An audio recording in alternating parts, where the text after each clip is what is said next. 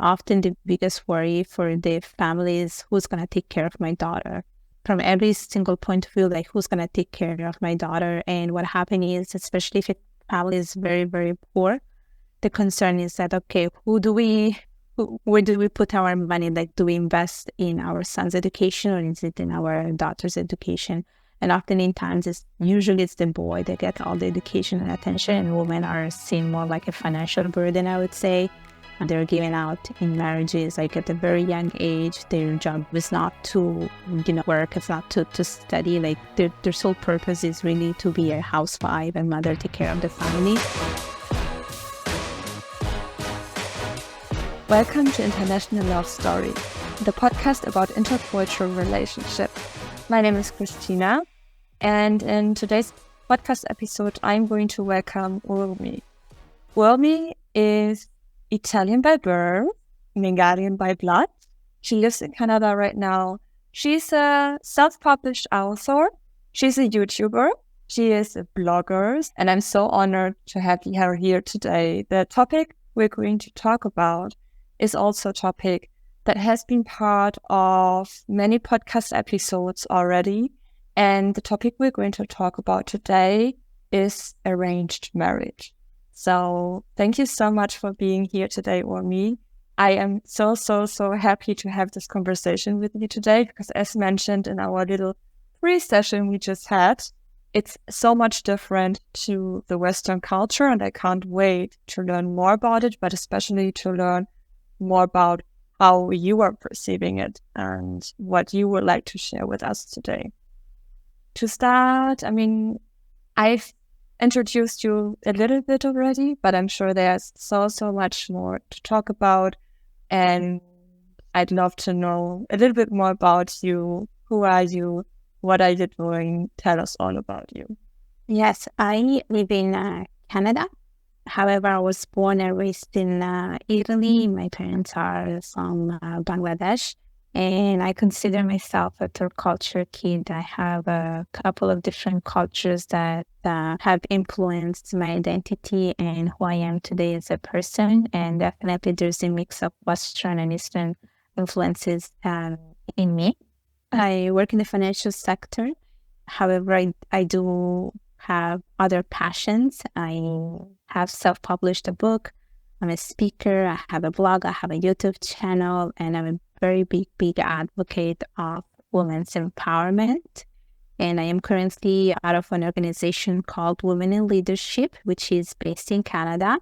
And we have 7 chapters all across Canada. And I am part of the Victoria chapter, where I volunteer virtually as a social media lead.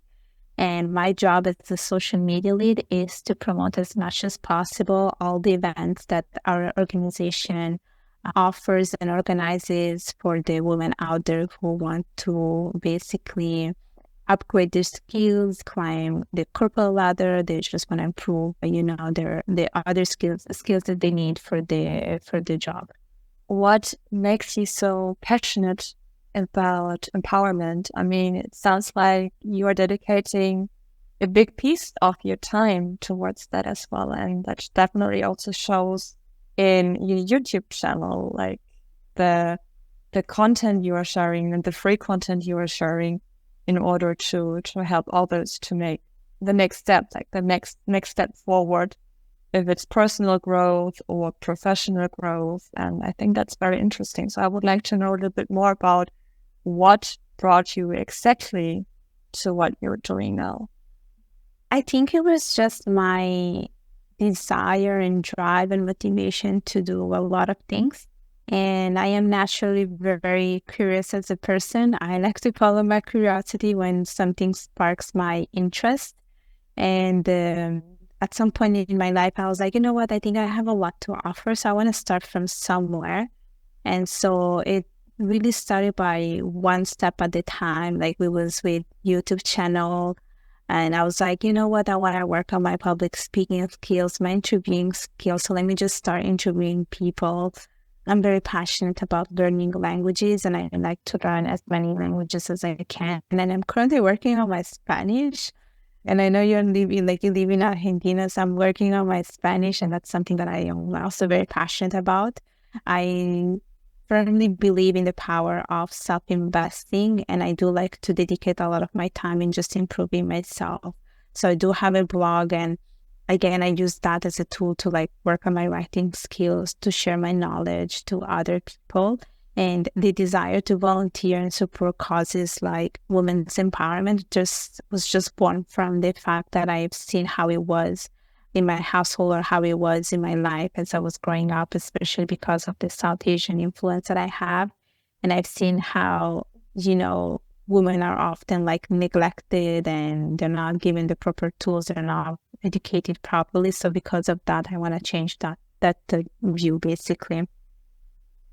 Was there one specific moment that sticks with you up to today?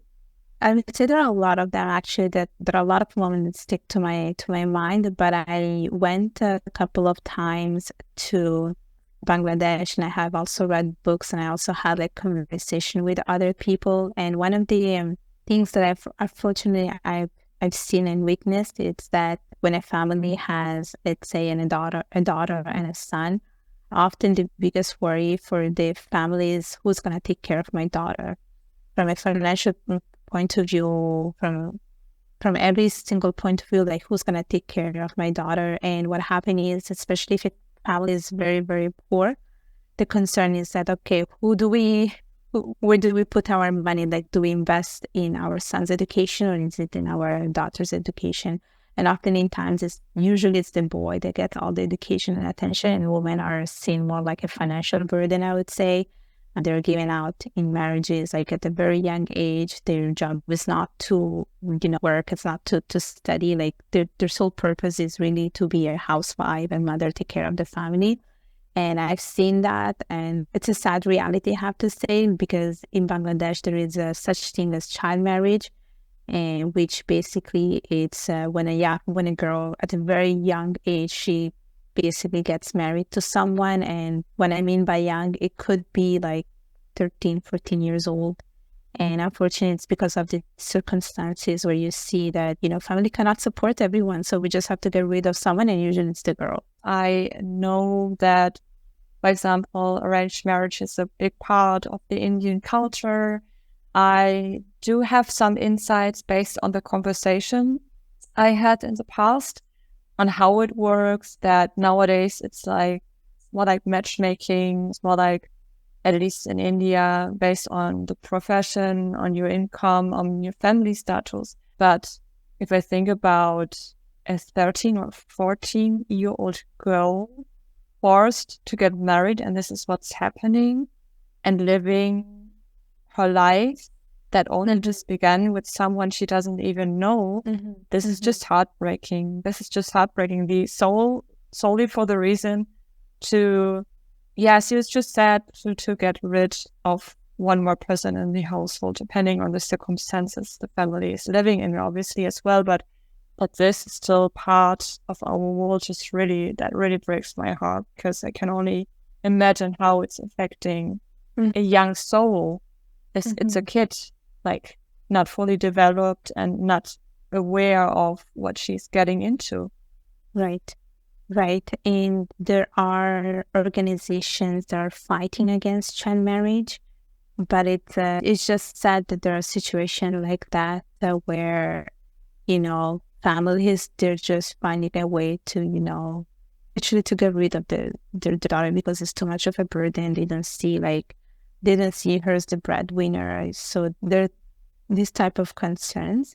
And I do want to add that child marriage is not the same thing as an arranged marriage. Like someone who gets married, who goes through the child marriage, yes, it's usually through an arranged marriage, but arranged marriages also happen, like even if you're not a child. And that's a different type of practice, I want to say. But often in times, child marriage does entail arranged marriage, because at 13, what do you even know about the world and about the people? It's like, so often you're basically matched with someone and you're expected to live with this person.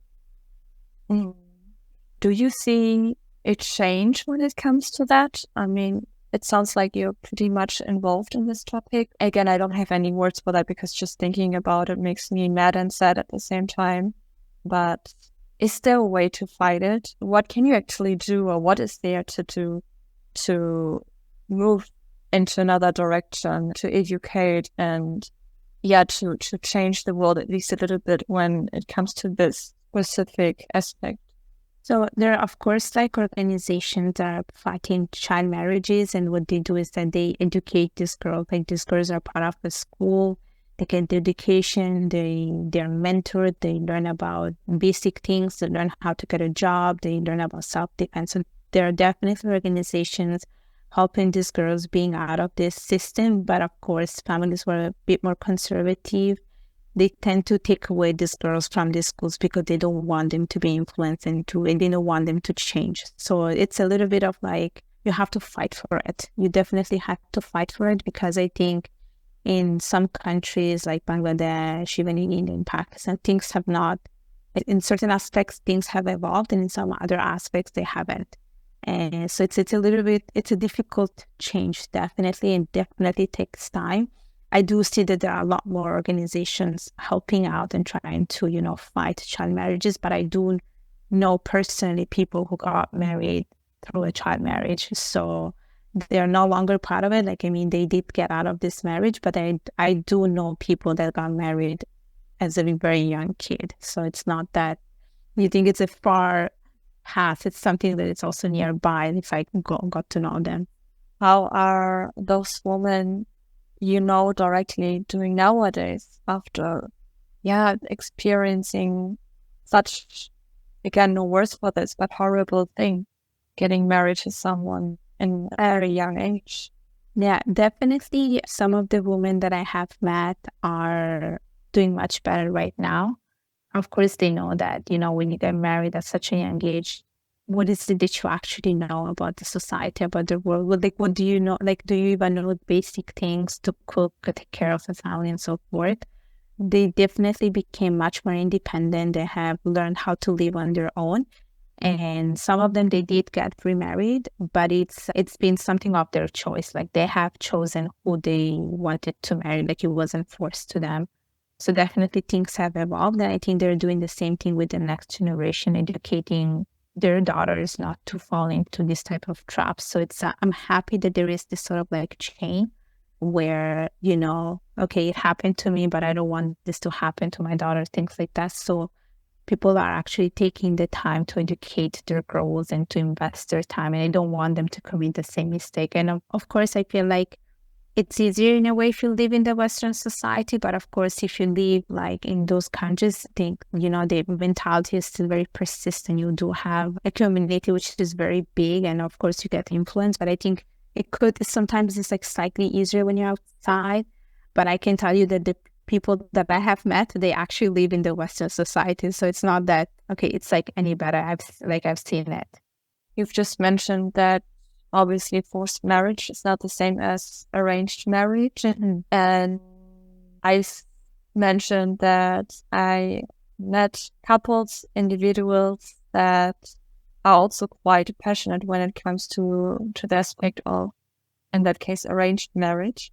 Some of them even see it as a good thing somehow, that you don't have to invest time and energy, that there are agencies, for example, that take care of the matchmaking, that it's more like, not really like a dating app, like at least not in a Western dating app, because the goal is to get married and not to explore yourself and to see what's out there. So it's quite different. Where do you stand with the word arranged marriage? So if you asked me this question a couple of years ago, and by a couple of years ago, I mean many years ago, I would have probably told you that I'm totally against this. But if you ask me now, I'm not in favor of it, but I'm not even against it. I think it works and it doesn't work. It really depends on the situations, because I have everyone around me who got married through an arranged marriage, and everyone is still together. I also know people who got married through an arranged marriage and they separated. So it really depends on the situation. I do think that in the past, the way people used to get married, it was a little bit extreme, to the point that, like the two families meet, the two potential candidates meet, and usually based on how the person looks and the first encounters, the next thing you know is that the wedding was set. There was no way for you to date the person to go out. Nowadays, I would say that yes, it still exists, and it exists because I think there are still people that find it difficult sometimes to find their better half. And I think I do see it a lot nowadays. I think you have dated for so long with someone, but you cannot find the right person, and then they end up going to their parents and be like, you know what, I'm open to the arranged marriage. Help me to find someone. I think people came to that point because they can't find anyone on their own. And it became a sort of like a business because it's a little bit like what we were talking about earlier about that TV show that they have on Netflix called Indian Matchmaking, where you basically have this person, like an aunt or something, who basically goes around and find potential candidates for you. And they, based on your interest, she shows you like the potential like candidates for you. And now what they do, they have a sort of like a bio data. It's sort of like a resume. Think of it like that. It's sort of like a resume that you create. You put a picture of you, you put your interests, you put like who your family members are, what are your hobbies. And then if like there is a match, then you are introduced to this person. And then after you are, depending on some families, you're giving a little bit of time to get to know the other person. And if things work out, then eventually you get married to this person. So it's not that, okay, there's a match and you have to get married right away to this person. You are given a little bit of time, but of course you do get a little bit of pressure from your family that, okay, things are working out, then why not get married? So there is also still that pressure from the family, but it became a business now. It really did, because I also know people that have WhatsApp groups and they just keep sending like bio data of people. They're like, oh, here's my son. I need someone for him. Help me to find someone. So there are like these things is like actually real. And I was telling this to some of my coworkers that there is such thing as biodata. I also have friends who have biodata. So it's not like it's something that it's like being used right now. And how does it work? So the couple would meet beforehand and see if the chemistry is there, if they actually want to get married to each other. And then from there on, how long does it take until they say, yes, I do? So basically how it works is that, let's say there is a potential match, then the two people meet, and so do the families. And of course, you see there is compatibility with this person. And then I think you date a little bit this person. And if there is an agreement, you choose a date. And then you start with the preparation. And if you're talking about like Indian Bengali weddings, like you have to go big or you go home, basically. Like it's like a lot of events. It's a lot of guests. It's like big, fat weddings, basically. And that last couple of days, and they're a little bit tiring and exhausting. But usually things get done very, very quickly, because this whole wedding industry is also a business. You have, any type of wedding planners. You have people, arranging planning their wedding right away. So it happens pretty quickly, I can say. And to think about the average age for arranged marriage, because as far as I understood, there are different ways of going through it. I'm not sure if it's still quite present that the parents or the families would meet and they would arrange it, and then they would just get married without even seeing each other or getting to know each other beforehand. But if we talk about arranged marriage, this matchmaking system you've just described, you know what the average age is? That would be very interesting to know, because to me it sounds like quite modern as well, a little bit fancy if we talk about biometric data, more or less. I know that there is a whole catalog you can fill out about your weight, your height, your income, and all of that. So I'd be very curious to know a little bit more about that. Yeah, because the people that I know that went through that process, they are in their late 20s. And I think it's probably because they're reaching a certain age and probably they're getting a lot of pressure and they can't find anyone. I've seen people around 27, 28 and up being part of it.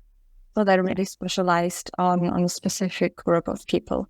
Usually, yes. I mean, I think also when you're below a certain age, like let's say below 25, I don't think you are in that mindset of like, okay, I want to settle down, I want to get married. I don't think you are yet in that mindset. I think once you reach 30, you're closer to that, or above 30, you have all those thoughts. And what are your experience in general when it comes to arranged marriage? I mean, you've been sharing that you do have friends that changed your mind on your point of view as well. How was it beforehand? Like before you've learned that there's actually another way, like let's say quite modern way of arranged marriage. What was your perspective back then? Well, before the way it was done is that basically two people, like the families, if they know someone, they know that the family has a son and they're looking for someone, they basically introduce you to someone based on like how you know the other person. It's not based on interest. Like there's no matchmaking process. You just get to meet this person because someone knows X, Y, and Z. And how it used to happen is that usually you just had that moment to say yes or no. Like, do you want to go through this process? And as soon as you say yes, the next thing you know is that they planned your wedding. That's how it used to work. But I'm talking also about many, many years ago. Like I'm talking about probably 50 years ago. Like I've seen it also in my own family. And this is how everyone got married. Like they were introduced, you see the picture maybe, you say yes, and then we just go forward with that. So, and that's why I didn't agree with that. Like I didn't like it because I felt like, okay, but you didn't take the time to get to know the person. It's like you're marrying a stranger. But this was very normal because basically you get married first and then you get to know the person. Whereas now it's like, I get to know you first and then we get married. So things have reversed. Yeah, definitely. This is also what I've learned since doing the podcast, that, I mean, I do get the point that this is, let's say, an easy way if you are from a culture where marriage is on top of everything. Mm-hmm. So where creating a bond with another person is priority. Mm-hmm. I'm also wondering, why is marriage such a big topic in the Asian culture? You know why? It's because we're taught that our only accomplishment in life is to get married. That's why it's such a big topic. And it sucks, I have to say. It really sucks. Because you can be accomplished in every single sense. And you can have a great job, you can have a great education, you could have done so many things, but if you are not married, you're not a fulfilled person, you're not a successful person. Everyone will always find a reason to talk about you. So that's why, like, it's so ingrained in the community that if you're not married, it's a big deal. It's really a big deal. And unfortunately, that's also a sad reality of the South Asian community, because that's how people associate success with, which is something that I also don't agree with. I mean, I understand as well, correct me if I'm wrong, the family that's getting married or you're getting married into, I mean, obviously it's family altogether, so mm-hmm. that you are embarking two families, and that the goal as well is also to embark families that have, like, social wise, that have a higher ranking somehow as well, because this is how the outside will perceive you and your success as well, your success as a family. Does that make sense? Is this also something that's part of the culture? And definitely some of the criteria is also that you are part of a good family, someone also who's very successful, because it's the other issue of the South Asian culture is that repetition is everything. So if you're marrying someone, it has to be from a good family. They have to be good from the financial point of view and all these things. So that's also, it's very important as well. One thing that I have noticed is, in India, for instance, they have caste and they choose people based on the caste. In Bangladesh, it's not caste, but like you do have still those type of hierarchy, and people do look at those things. So like if you have a certain last name and it's like not a good last name, you're probably like disregarded, for instance. And I have seen it. I have seen this. So, And love marriages, how are they perceived at the moment? they are definitely much more accepting. But here's the thing. Like if you're dating someone, you cannot go and tell right away that you're dating this person, because chances are that your parents will make such a big deal out of it. They're like, no, you're not supposed to be dating. This is like forbidden in the culture. But when it's time to get married and you do have someone that you have been dating, they're willing to accept that because they don't want to go through the trouble of finding someone for you, or they don't want to struggle in you finding someone and you being alone. So they would rather be okay that you have dated someone, but you don't tell them. And then when it's time to get married, you can show them that, oh yeah, I have this person in my life and I like this person. So I see that this is becoming much more accepting in the community, but it also depends who you're dating again. Like is it someone outside the community or not? And that becomes another big deal as well. It's another hurdle. It's interesting that you're saying it, that it seems to be quite similar to the Indian culture as well, because I know a couple, for example, that kept their relationship for 1.5 years. And the moment they announced it was when they knew they're going to get married. And this is when she met his family and all of it. I also know a couple, she's from India, he's from Korea, where the family had to grow into the fact that she's marrying not only like, it's not an arranged marriage, but on top of this, it's another culture. And she had to put a lot of effort, a lot of time, but also, and this is quite a heartwarming story as well, that almost didn't end well, but she was on the bridge of taking her own life because her family was forcing her to get married. And she didn't want to until she found a partner who's from another country. And this is when they were like, basically, okay, I guess it's better than nothing. Being married at least, better. Yeah. It sounds a little bit harsh. I understand that depending on the culture, there are many aspects to take into consideration, and that you can't project because I'm German, our Western way of being, force them onto other cultures. This is obviously not how it's working. I understand that it also has some good aspects, such as we've just mentioned, that you don't have to go through the whole dating period, that someone is making the decision for you, more or less. You still get to know the person. You still see, is it going to work out? Do we actually have a lot in common? And then from there on, you decide. It turned, luckily, but obviously the aspect I don't understand, and maybe it is because I'm Western, is the fact that there are still families that want to see their daughter being married. Otherwise, she is not worth anything. And that's just so heartbreaking that it leads to a point even where people break in a way that they're actually thinking of taking their own lives, or that they even proceed with it because of all the pressure. And as far as I understand, and I guess it's similar in Bangladesh, it always depends on where you're coming from. I guess my point is just that for me, it is difficult to understand because it's so different to what I am used to. On the other hand, I do understand, but what I don't understand at all is the point of forcing. Just the fact that society sees you as less worth when you're not married. Like, I don't understand where this is coming from. I also don't understand where this is coming from, and I think we get more of a backlash if we're a woman. That's another issue too, because let's say you're reach a certain age and you're a woman and you're not married, people start talking about you. They're like, oh, why is she not married? What's going on? This and that. But if you're a man, no one questions it, and they say, why are we not questioning that as well? So there is a little bit of double standard that it also depends on who you are. Like, are you a woman or not a woman? And then that's where it starts becoming an issue. And the other thing is that it's usually women getting a lot more pressure to get married. So there is this whole thing that women, first of all, they cannot take care of themselves.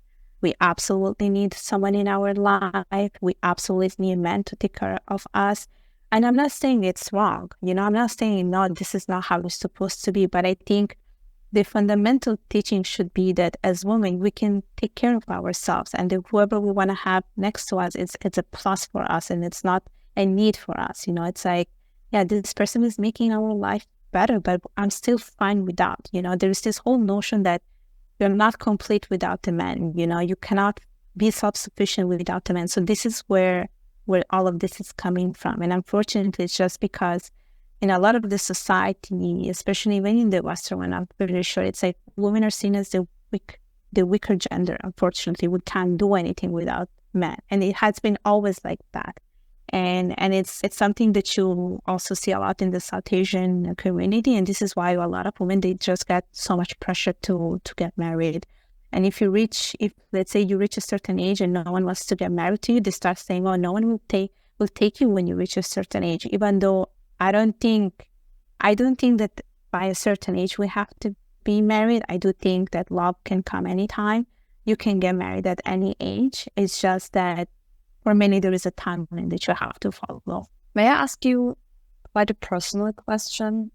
Do you believe in marriage? And if so, what do you believe in exactly? What's your point of view when it comes to that? I do believe in it. And I think for me, when it comes to being married to someone, it's about self-respect and it's about growing together as people. I think it's a journey for people, but I do know that it doesn't go always like that. I think it's just a difficult partnership, if that's how we have to call it. It's never linear, and there are sacrifices that you have to make. And I was talking to one of my friends the other day, and she was telling me, yeah, marriage is all about compromises. And I never used this word. I never associate in marriage to the word compromise, but when I think about it, I'm like, oh, maybe it is right. It is a compromise, but I don't like to use that word because I just feel like the word compromise is way too negative. You know what I mean? It's we have to come in agreement. Maybe I win, you win. Maybe we both win. It really depends, So that's why I don't like to think about the word compromise, but everyone keeps saying it's like a compromise. So I just have this negative association with this word compromise. So that's not how I like to think of it. But for me, what it means is just a journey of self-growth, of growing together and growing individually, basically. That's lovely. I also don't like the word compromise. Okay. For me, it's quite negative. Yeah. I'd use it in a different context. Let's say like this. Compromise is always something, I didn't get my way, so let's just... Exactly. Everyone is happy, but... Exactly. I don't like that word. It's sort of like a business proposal, but yeah, you use it when you're in a business arrangement, not in a marriage. I don't know. I do think it's a very negative word, but it's something that I keep hearing about, and it's kind of irritating sometimes because I'm like, why does it have to be this way? Because I feel like at the end, it's a choice that we make in everything that we decide to do in our life. So it should be really about choices and not about compromises and so on. I like the phrase finding the middle way. That's something I can associate with. It might be even the same if you think about it, but maybe. Yeah, it might be. It is the same, but it just sounds like, okay, we both work on it equally to get there. And it's not only me giving in or you giving in, and it's just a compromise because I don't want to discuss with you anymore, so whatever. Mm-hmm.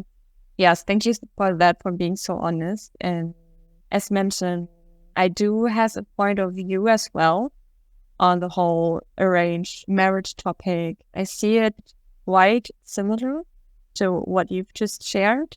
Obviously, I don't have all the insight. I don't have all the information in order to have a real opinion on it. I'm sure there's a lot of content out there to learn more about arranged marriage. Is there a specific book, blog article of yours, most probably there are plenty, that you would like to suggest for everyone who's listening or watching who wants to do a deep dive on this topic? So I can definitely mention some of the organizations that I know that deal with arranged marriage, or not arranged marriages, with child marriage. One of them is called the Speak Up, which is an organization based in the States, but they have some offices in Bangladesh, and they operate mainly from Bangladesh. And so if you go to their website, you can learn about what they do, how they educate the girls, how they mentor the girls, and so forth. And if you're interested to learn a little bit about how, arranged marriages have developed through time, I definitely recommend watching Indian matchmaking. I think it's a fun, light watch, but it just tells you so much about how this whole, things have changed, and how this is sort of like a business where people are just finding and matching people together and how it works. I think it's a fun thing to watch, because even for me to learn about the biodata was something new, but then I started to see it like around me, and I started to see how people actually use it. So yes, I watch it on TV, but then I see people around me having it as well. So I do think that's a good show to watch. It's fun. It's very light. So if you don't have anything to do, I highly recommend it. Thank you. It's definitely going to be on my list, because you're not the first one recommending this, and I still didn't take the time to actually watch it. So it might be something for either tonight or for tomorrow night. We've been covering quite a lot, and we've only scratched the surface. I'm just wondering, because as I understand, again, there are different ways of perceiving a different point of views. Wondering, when it comes to forced marriage, when it comes to arranged marriage, but the family is arranging the marriage and you don't have any say in that, I feel like it all comes to one conclusion in order how to, in this aspect, make the world a better world, which is education. And I understand a little bit better why you are so passionate about it and why you are investing such a big part of your life to educate and to share stories and to share your knowledge and to give those people a voice as well. And I really appreciate it. What has to happen again in order to make this a better place, to turn this around, let's say it like this? I know it's going to be a hard and long path. We are most probably just at the beginning, but what is there to do actively in order to bring change? I do think using platforms such as podcasts, blogging, YouTube to spread the message is a very good way.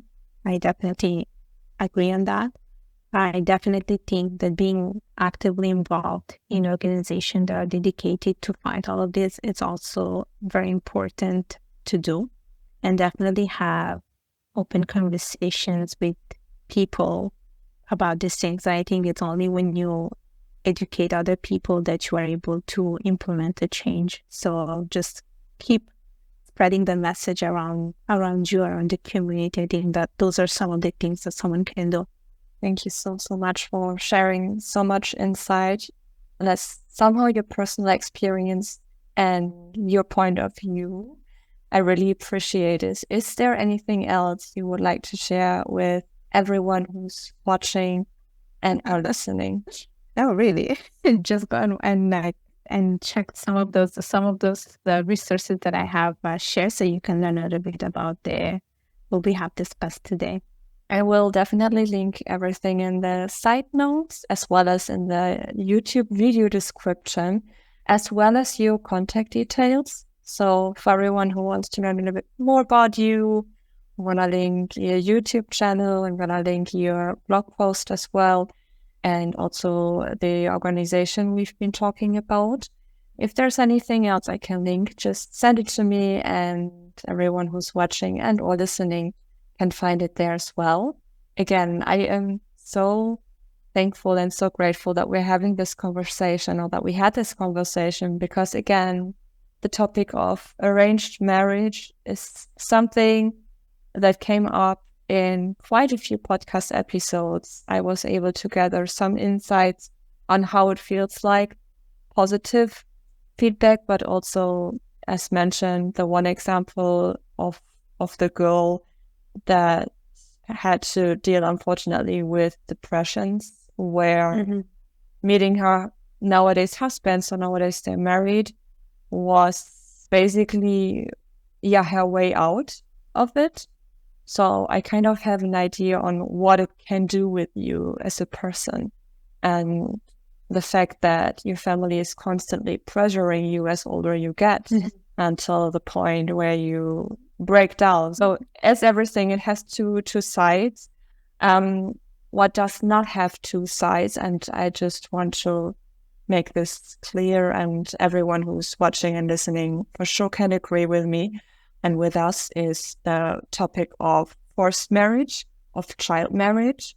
And yeah, so any source you have, anything you would like to share with us, please send it to me. I will link it below. And I think that the one thing we can do is, instead of just pushing it away because it doesn't affect us, it's not how we grew up. We don't have any contact points. It's definitely the worst you can do, because as a society, we also have a responsibility. And we're talking about children. We're talking about young women who are getting forced into an unknown future with a person they don't know, with a grown-up person. I really admire your work. I really admire that you contacted me, that you brought up this topic, that you brought it to my attention. And yeah, I just wish we wouldn't have to have this conversation, but we had this conversation. And the first thing for everyone who is listening and or watching is educate yourself. Don't push it away. It's part of our world.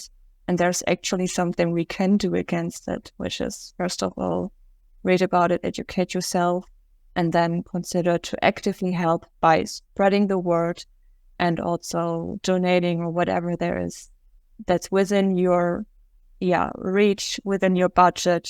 Please do this. I do like to end this conversation on a positive note, Urmi. So I would like to know a little bit about, like, what are your future plans? So what's up? What's gonna be next? Tell me. That's a very good question, because I think I have a huge to-do list. So we can stay here for a couple of hours and I can tell you so many things. But if I have to choose a few of them, I think one of the things I want to do is give a TED Talk. And like, this is something that it's like one of my biggest dreams, is to be on a stage and deliver a TED Talk. That's something that I would very, very much like to do. And definitely I would like to write a second book. So I think those would be my two biggest dreams. And then of course you have like little dreams as well. But let's go with the big ones for now. That's really big. Yeah, why not? I hope our paths are going to cross someday, and I might be able to see your TED Talk online, most probably, because we're in Argentina right now and you're in Canada, so there are quite a few kilometers in between. But your plan is to stay in Canada, right? So okay. So thank you so much for your time, for all your insight, for your passion, for the work you're doing. I hope you're going to have a great rest of your day. And again, I really appreciate you taking the time and talking to us today. Thank you so much for watching and or for listening to today's podcast episode. As always, you will find all the links in the YouTube description as well as in the side notes of the podcast. Also, if you would like to tell your story, I linked a form.